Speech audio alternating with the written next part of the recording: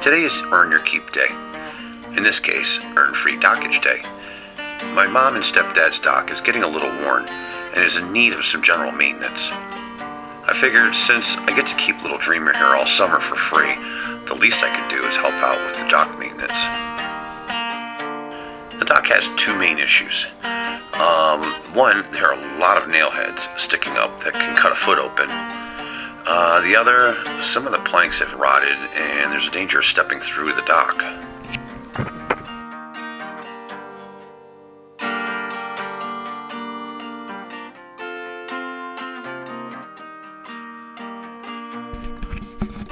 I decided to start with knocking all the nails down and working my way down the dock. The dock's approximately 120, 130 feet long, something like that. It's a pretty long dock, and I imagine there's at least 1,000 nails in this that I'm going to be pounding on. But you got to start somewhere, so I'll start here on the end and work my way down.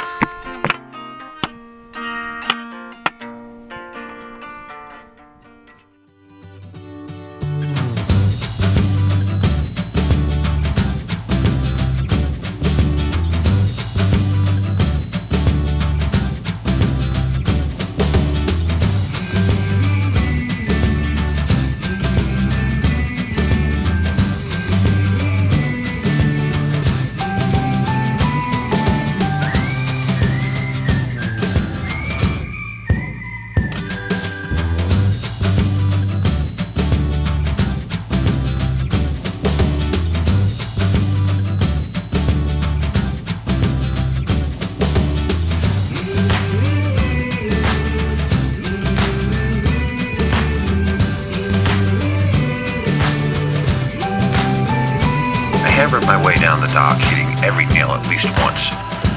I took a couple of breaks, but I photoshopped them out so no one would see me loafing off. I thought sailing was all about loafing off.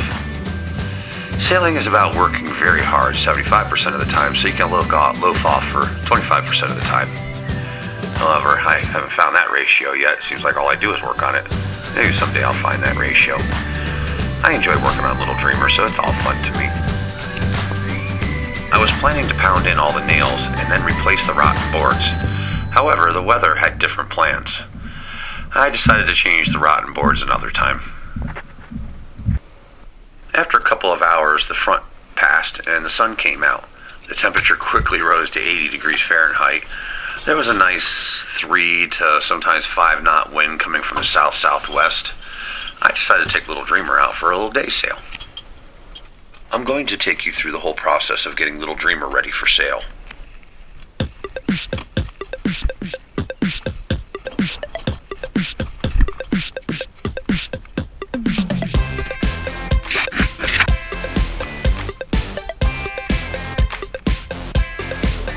The boom, which holds the mainsail, is connected to the mast with the yoke.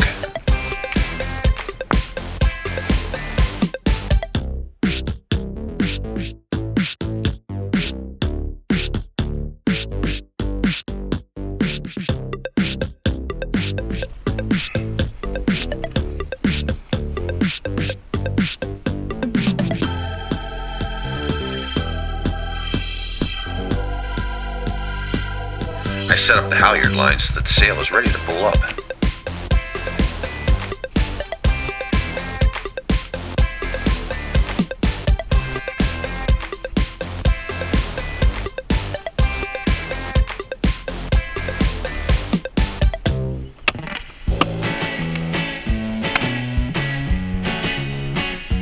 Now to get the jib set up.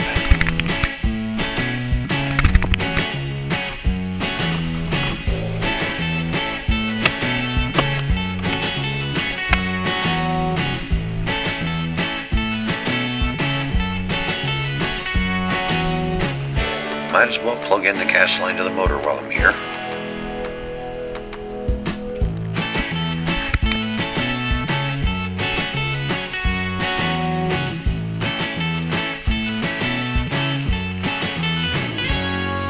I have a specific way that I bring out the head sail and the way I put it back. The purpose is to keep the wind from getting a hold of the sail and pulling me off the bow. Those who are lucky enough to have a furrower do not have to do this.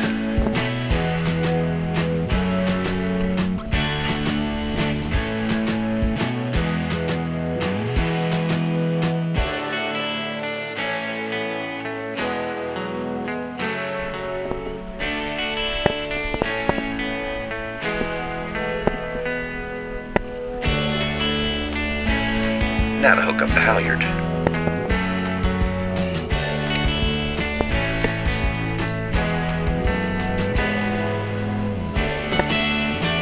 Lastly, I pull the bag off and lay out the head sheets.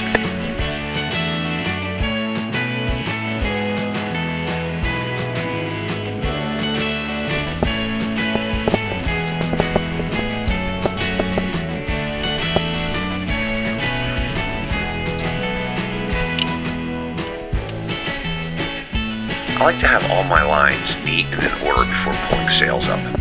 When you're single-handing, you really don't have time to untangle lines.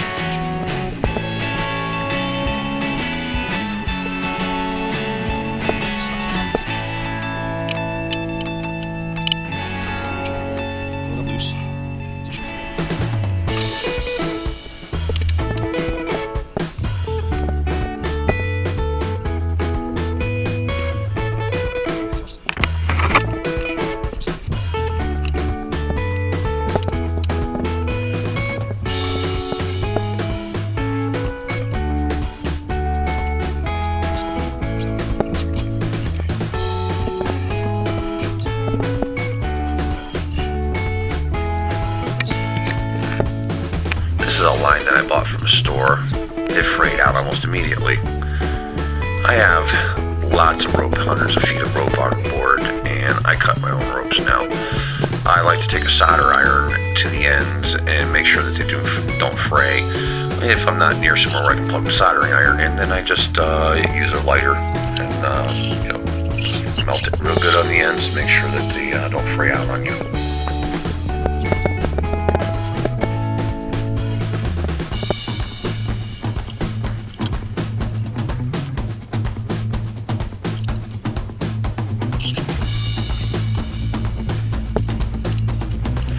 I have two pulleys on the boom so that I can keep control and do not have to keep moving the main sheet from side to side.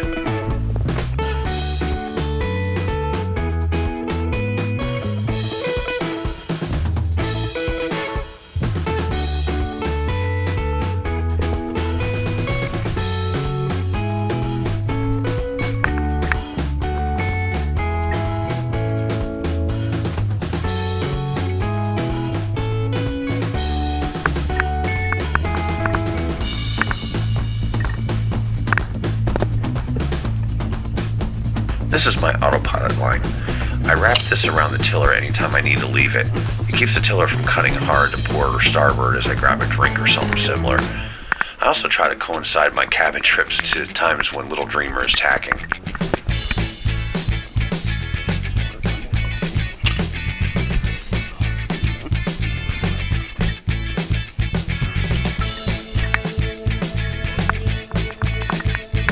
Time to put the motor down and start her up.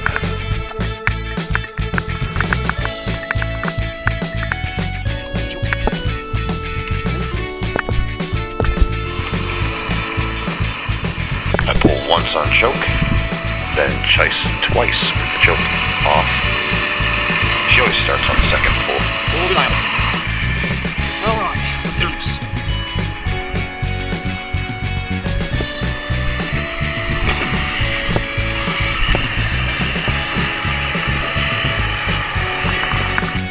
Just have to untie the mooring lines and off we go.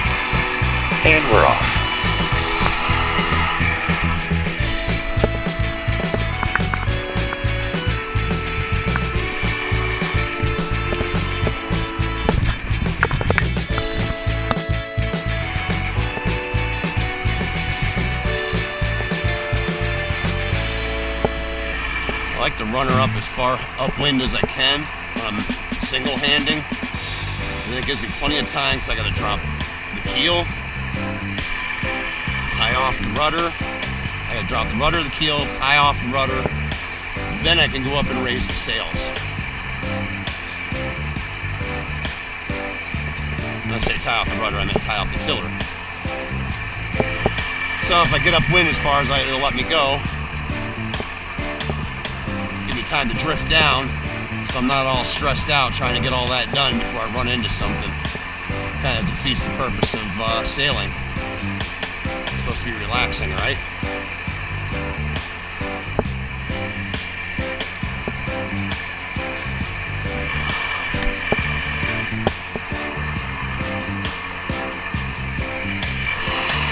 Start slowing her down a little bit.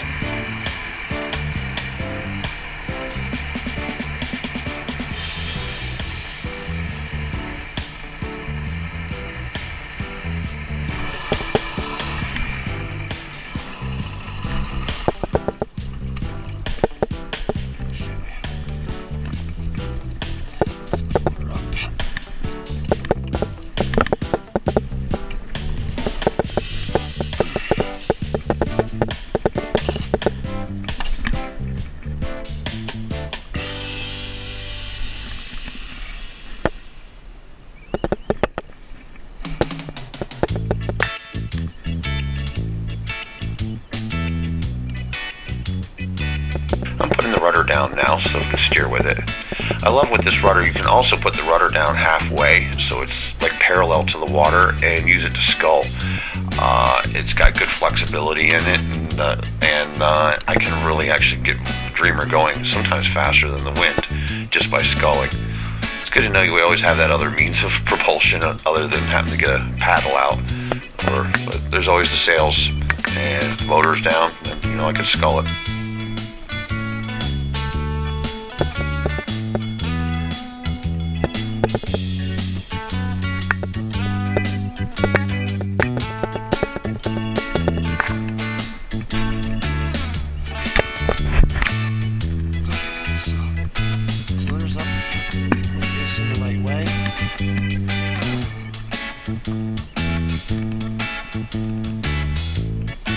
Let's put the jib sail up.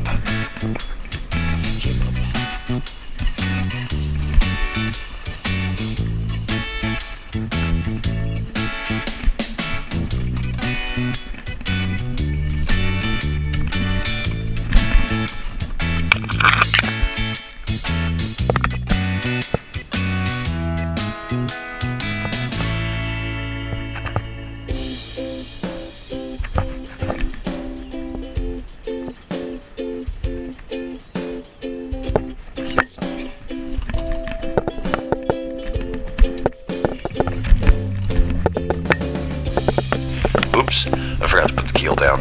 She doesn't steer well with the keel up. There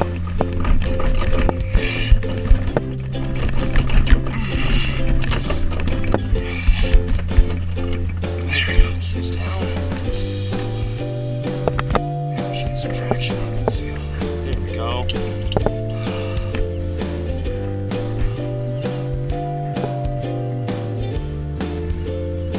I'm closer to shore right now than I want to be, so I'm going to run away from land a bit with the jib and then I'll put the main up.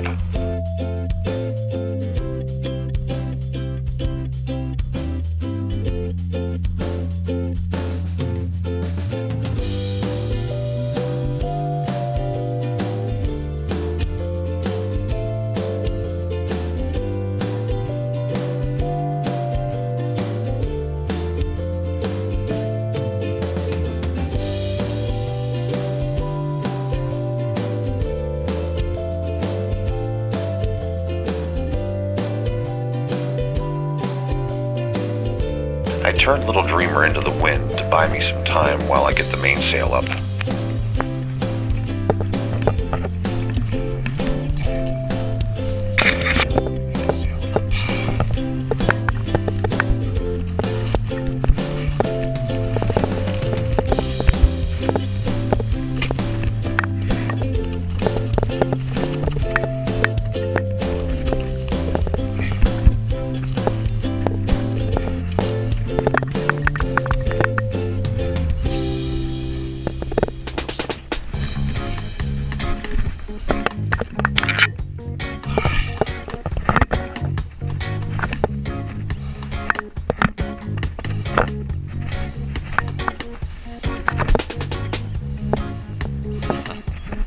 Something doesn't look right here. The halyard is up over the shroud. I have to start tying halyards off when I unhooked them so the wind don't get them. That's how it got up there.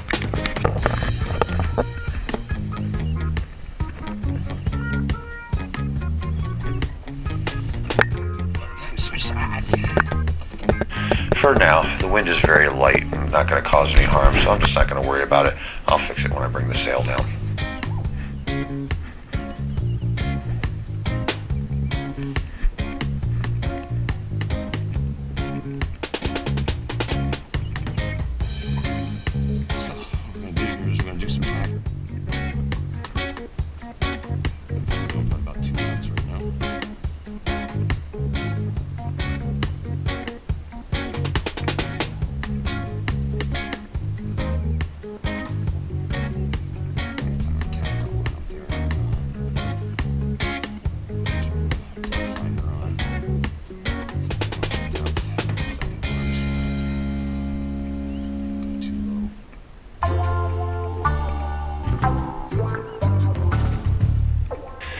Now to kick back, relax, and enjoy a couple hours of what I like to call a lazy wind. It's a good time for me to do a little tacking practice. I'm just going to go up and down through the cove here, up against the wind and back down again, with it.